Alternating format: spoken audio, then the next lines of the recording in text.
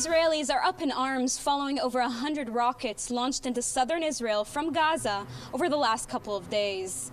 Some say the government must do more to stop the unsustainable situation in which civilians are constantly under terror attacks. And so the question for Israelis remains, what must be done in order to stop this current ongoing situation? There are 1.5 million Israelis living from Ashdod down to the south, Yavne, Ashdod down to the south, including all the settlements, kibbutzim around Gaza and a city like Beersheba, which are under constant rocket and mortar and bombings. In the end of the day, any democratic government, its primary task is to defend its own citizens, and the situation, the way that it is today, cannot go on for even one more day. And I think that the government will have to take much harsher military steps to make it very clear to the leadership that they will find no immunity whatsoever. If people in Ashkelon and Beersheba cannot sleep quietly or their lives will be in danger, the Russian roulette will play also on the heads of the leadership of Hamas. Alongside taking care of anybody who launches rockets or who is in the business of rocket launching, their life expectancy will be very, very limited and very, very short. Many Israelis concur that military action must be taken in order to change the situation around. We should send in more troops to the Gaza Strip to stop the inflammation of all these rockets coming into the south, because we care about the security and the protection of our people. What we are actually paying for not doing anything is by far worse than actually taking action.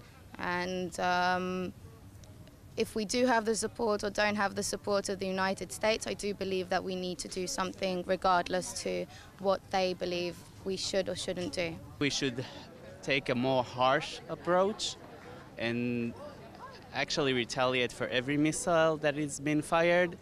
I don't know if for now we need to get inside with military forces, ground forces, but I think now the Air Force should work double time. When your own citizens are in danger and hundreds and thousands of people can't sleep one night properly and little kids are terrified and also peeing in their pants as a result of this, I think that the situation has to change drastically.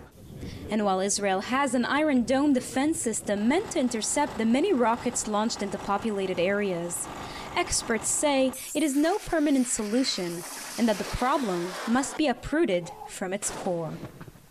I think it's very important that people in Europe understand that the firepower of organizations such as Hamas and Palestinian Islamic Jihad in Gaza, or Hezbollah, for example, in Lebanon, is a stronger firepower than what NATO has today. Hamas and the Palestinian Islamic Jihad are not Action Direct or the Red Brigades or the Badr Meinhof group from the 70s. We are talking about very heavily armed militias. They're much more than a terrorist organization, and the fact that they can fire thousands of rockets and keep 1.5 million Israelis running around crazy looking for shelter is a situation that no country would tolerate, and Israel will not tolerate this. Several factors have impacted the geopolitical and security situation in Israel. Gaza shares borders with both Egypt and Israel, and while the Egyptians have assisted in mediating ceasefires, the situation is renewed time and time again. And with Iran's nuclear threats, with the Muslim Brotherhood taking over Egypt's regime, along with other developments unfolding in the Middle East, many analysts are feeling quite concerned. One of the major changes that's been taking place in the Middle East, I would say in the past 30 years, is the transition from secular political violence to religious political violence, which is backed up by either radical fundamental Sunnis or Shiites. These people are not crazy, they're not insane, but they're living in another world. Their whole understanding of the conflict, their attitude not only towards Jews or Zionism, they are extremely anti-Semitic as well. You're dealing here with something else, with an entirely different type of enemy.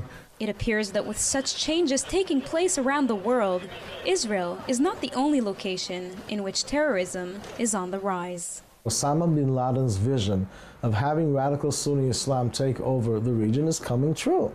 It's in Egypt, we see it in Tunisia, we're going to see it in Libya, you saw the attack on the American embassy in Benghazi, and of course also Morocco as well.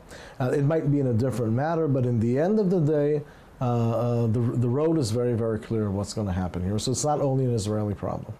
Foreign Minister Victor Lieberman denounced Palestinian President Mahmoud Abbas for not having condemned the rocket fire. Meanwhile, Israeli residents and politicians are pressuring Prime Minister Netanyahu to intensify Israel's response. For JN1, I'm Sivan Raviv, Israel.